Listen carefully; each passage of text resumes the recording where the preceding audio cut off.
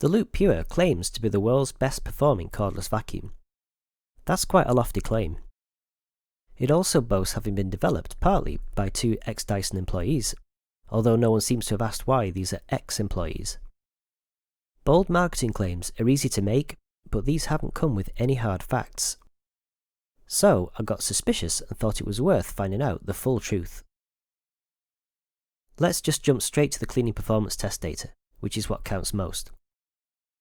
Testing was performed as described in the video linked to in the description, looking at the rate of extraction of fine dust from carpets as they're cleaned over and over again. Dirt is always left behind by every cleaner, but the less that's left behind, i.e. the faster it's removed, the better the cleaning performance and product. These tests are no substitute for formal industry standard testing, but still give a rough relative comparison. This is a plot of the mass of dust removed with each clean for each of the power modes. I've realised that it's more useful to plot this cumulatively. In a number of cleans required for the best performer to remove all injected dust, the others are ranked relatively. In short, the default mode of the Lupe doesn't clean anywhere near as well as the V11, and even on high mode, it still can't clean as well as the V11's default mode. If you measure how many cleaning sessions it takes to remove 2/3, so a supermajority, of the injected dust, you can see that the V11 exceeds that level after the first clean, even on normal mode. Whereas you'd have to clean again a second time to achieve that with the Lupe, and it would have to be on boost mode. It would take an impractical 4 attempts at cleaning to get to that level in its default mode. The low power mode doesn't even rank. This measured data really clears away the marketing mist and looks at what's actually true. The Lupe's motor is nowhere near as advanced, power dense or energy efficient as the V11's, and as such needs to draw massive battery power in high mode just to keep up with the V11 on its default cruise mode. This means hugely greater noise and a very short runtime of just a few minutes. This is not something they tell you. In fact, they only tell you the runtime of 60 minutes for low power mode to make it sound like it can run as long as the V11. But look at the relative performance in that mode. Telling you the full truth would make them look bad because this product isn't as good relative to the best out there. You'd have to use this product in high mode all the time to get even close to the default V11 level performance. But the Lupe's manual makes it very clear that using high mode all the time damages the battery and severely reduces the product's lifetime, contradicting their claim of being built to last. They might use terms like useful suction without defining what that even means, but it clearly doesn't equate to cleaning performance. Don't be fooled by marketing. Lupe are forced to make compromises to compete with the V11, which is, technologically speaking, about a decade beyond the competition. They either have to kill the battery and runtime to get basic V11 performance, or have to kill performance to extend runtime and get noise down. Only the latest Dyson cordless machines can have the cake and eat it, because only they have the advanced technology to make it happen. And yet, the highest grade V11 is cheaper than this product. Why on earth would anyone pay more for something less? It takes marketing to trick people who aren't aware of facts. Manufacturers have been sued for millions for marketing claims of that nature, as discussed in the video linked to in the description. I guess that's why the Lupe isn't marketed explicitly as a plug-in replacement, like the V11, which says it all. Look for facts, you'll be far richer for doing so. Some might be interested to compare other practicalities and design features. Firstly, this thing has a recommended price of £700. That's right, £700. People scoff at the V11's premium £600 price tag, but at least you get what you pay for with that. The Lupe's price is completely unjustified. This is a bagless, cordless vac, but that has the form factor of an old-fashioned upright mains cleaner. This form factor is a step backwards for several practical reasons. Firstly, it's really bulky and can't get into all the nooks and crannies that the slender stick vac form factor can. I was constantly banging into things in tight spaces, just like with the old plug-in vacs. It also has a much higher profile, making it more difficult to fit under low furniture. The on-off switch is in an awkward position. You have to bend over every time to turn it on and off. Instead of having an intuitive trigger you're always near, just by virtue of holding the machine, this design makes turning it on and off a wholly avoidable extra effort. It also encourages keeping this battery-powered device, with a limited runtime, on all the time. So whenever you need to move stuff out the way, or change locations, and aren't using the machine, you're still sapping its valuable battery life because it's just too impractical to keep bending over and turning it on and off all the time. The motor also takes ages to turn on as well, and only turns on after the brush bar, preventing elegant digital use. So you pretty much have to leave it on all the time. This reduces not just the runtime, but the battery service life. Much simpler and beneficial designs exist out there now, and it's not good that this is so far behind. Having to step on the head like an old-fashioned mains machine is also another example of unnecessary actions. We've done away with this now in better designs. I also noticed it didn't always seem to make contact with the floor initially until you press it down while the machine is on, so it sucks to the floor. So you can be vacuuming nothing because the head's off the floor until you realise. This thing is also very heavy for a cordless relative to the best out there. It weighs a fairly hefty 4.6 kilograms compared to about 3 kilograms for the V11, which performs better and has a bigger battery capacity, which I'll come on to later. The weight was fairly comparable on the arm when on the floor, but the much greater total weight of the loop means it has much more inertia. You can really feel this when pushing and pulling it, because it's much harder to accelerate and stop as you yank it backwards and forwards. We know it's possible to design to be lighter and retain power, so there's no excuse for not achieving this. The main problem is that they have to compensate to get reasonable performance and use a much larger and heavier motor. They simply don't have the advanced tech to produce small, lightweight motors with extreme power density. Despite being 4.6 kilograms, it only has an 81 watt-hour battery compared to a Dyson V11's 91. That's 11% smaller despite the product being 50% heavier. That's not good.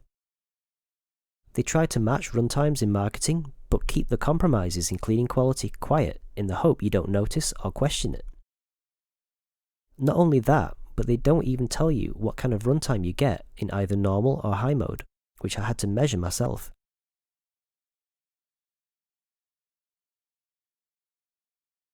The design of this cordless machine means there's a lot of avoidable battery management hassle. With the best designs, you just put it back on the wall and it charges for you, always ready to go. With this, at the very least, you've got to unplug and replug the machine in by hand every time with a fiddly power supply.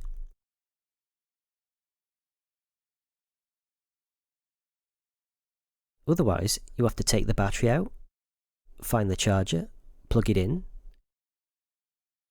connect it to the battery, taking up tabletop space, and then reverse all this when it's charged before putting it back in the machine and putting the charger away. This is not good design. There's also only a vague 4-light indication of how charged the battery is, and the last light takes ages to fill up relative to the others in the 3.5-hour recharge time. There's also no precise runtime remaining indicator or heuristic learning to best estimate runtime, as with the V11. We know this is possible, and it's useful, so its absence is not good. There's also no way to mount this on the wall, out of the way, and it has to consume floor space.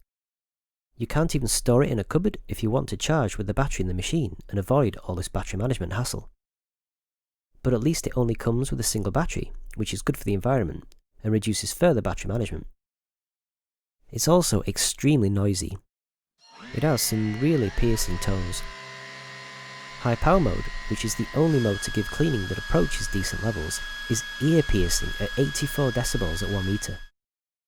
That's almost 2.5 times louder than the V11 in default mode on carpet, and doesn't do as good a job. We know it's possible to design this noise out, so this is not good. On hard floor, the noise level is even worse because the brush bar seems to batter the floor. Interestingly, this machine uses cyclonic filtration. The air and dirt comes in from the clean head through this hole and enters the bin.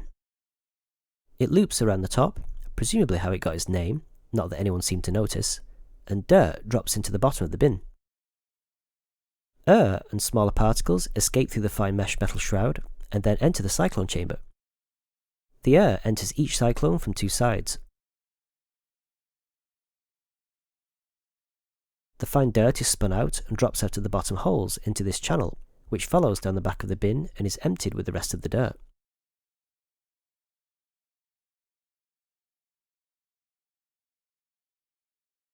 The air and any remaining fine dust then escapes up the centre of the cyclones and heads through the foam filter cover, then through the fabric filter.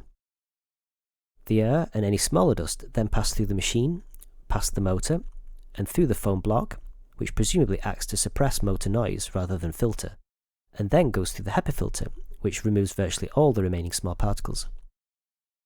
But in the end, these cyclones don't seem to work well. After just one use sucking up small amounts of general household dirt, the filter was already coated with dust, which was also all inside the region after the cyclones.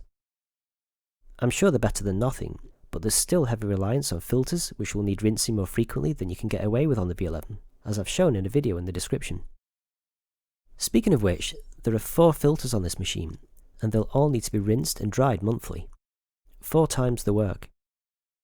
We know it's possible with good design to have just a single filter unit to deal with, so this is just not good. Surprisingly, you can't clean the shroud when it inevitably gets coated and blocked with dust, because it's trapped inside the bin and not normally accessible.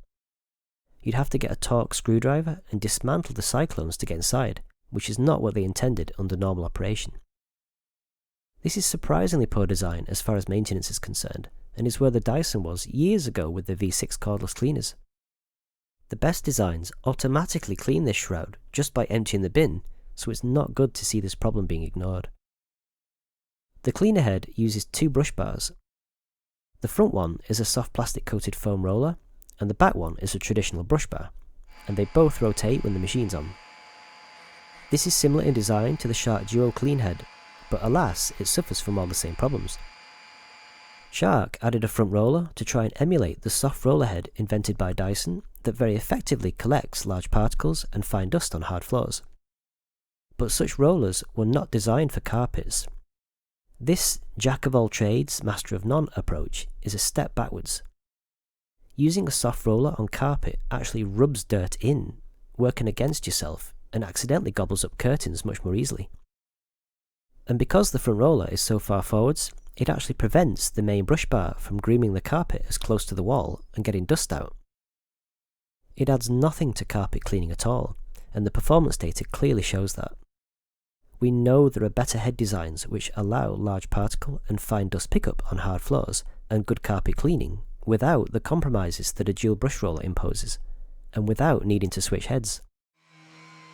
Having said that, the Lupe's performance on hard floors is very good, and it effectively tackles large particles and fine dust, mainly due to the felt strips the Dyson Lightball employed that this has copied. But it isn't as good as the best designs out there. It doesn't have side suction channels for a start, probably because it doesn't even have any suction to lose, it's so weak. The better designs out there can clean outside the head and clean even more effectively without drawbacks. Another problem with this head is that it's very deep, so much harder to fit into tight spaces, unlike the better designed and more slender head of the V11. I found this head just doesn't stick to the carpet well or groom as well, even on high suction mode. It just doesn't have enough suction or many of the features that make a clean head effective. The pile just wasn't lifted and was noticeably flatter than the V11 leaves it, and the brush bar doesn't seem to separate pile well. The V11 you can really feel grips solidly, lifts the pile, and leaves extremely high quality groom lines. The Lupe has good manoeuvrability that's comparable to the ball joint on the Dyson stick vacs that everyone copies now, and a flick of the wrist does drive the head. But they've had to achieve this using 2 spaced wheels. One problem with this, I've noticed, is that the head can wobble and wave when you push it forwards, making it harder to push in straight lines sometimes. Corner turning doesn't quite feel as easy either, but overall it's good. Bin emptying is a messy nightmare and hugely worse than the V11. Firstly, you've got to get near the dirt and risk it pouring on your fingers. Then, because you can't get deep into the bin before opening, all the dust splashes from height and makes a dust cloud like all the poor bagless Dyson copycats. The best designs out there have solved this problem so there's no excuse for not implementing a solution, because we know it can be done. This is not good. The cyclone discharge pipe is very long and narrow. This had clogged up with dust after just my first use. I can't imagine this won't cause problems with longer term use. The V11's internal cyclone discharge chamber is much more open and difficult to block, and fundamentally better designed. The ability to transform this upright into a handheld is marketed as a virtue. This design is anything but though. It's a hassle having to unclip several parts and reconnect tools just to do stir cleaning. The superior V11 design requires just a simple tool change onto the main hand unit. With this, you've got to take off the handle, unplug the front hose, unlock the main unit and remove from the head. Then you've got to put it all down to pick up the handle again and get a tool off, then put it onto the main unit, trying to avoid it tipping over when you pull on the hose, all while bending over to reach low on the floor. Total arseache and stupid design. And then you've got to use both hands just to clean stirs, one to carry the overly heavy unit and another to do the cleaning. And when you're done, you've got to reverse the whole process to get it all back together. It's time-consuming hassle.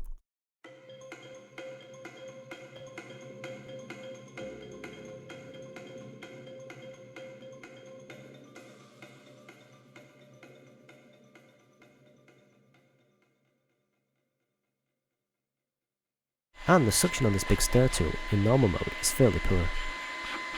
This machine doesn't come with any kind of motorised head for some reason.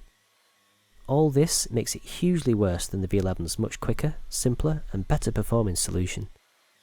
This is easily one of the worst things about using this machine. The tools do clip into the connection fairly nicely though, but the clip solution isn't as elegant as on the V11, which has the button on the tool itself. All in all, the Lupe is better than the Henry Cordless, but just doesn't have any of the technology to perform as good as the best in the industry they're competing in. The V11 blows this thing away both in terms of performance and usability. The machine is too heavy, too noisy, too bulky, too fiddly, too messy, the filtration is poor, and it has to compromise on performance. The technology just isn't there to be a truly great cordless cleaner. And that it costs more than competitors that blow it out of the water is just hard to understand. Its only redeeming positive is that it is very good on hard floors, thanks to copying the felt strip design on the Dyson Lightball, but it's still not as good as the best. I hate to hate on a startup company, but the evidence is clear. Despite best efforts, this is just another copycat clone that doesn't have the advanced tech needed to make it work to the highest levels out there. There are just too many compromises. But hey, at least it doesn't use bags. It's sad that their marketing evades a truthful, complete picture. Given the outrageous cost, it's a no-brainer to go for a top-end Dyson product over this. Perhaps in the future they can make an uncompromising competing product, but I'm not hopeful. I hope this helped provide a complete picture, and I've left more information in the video description.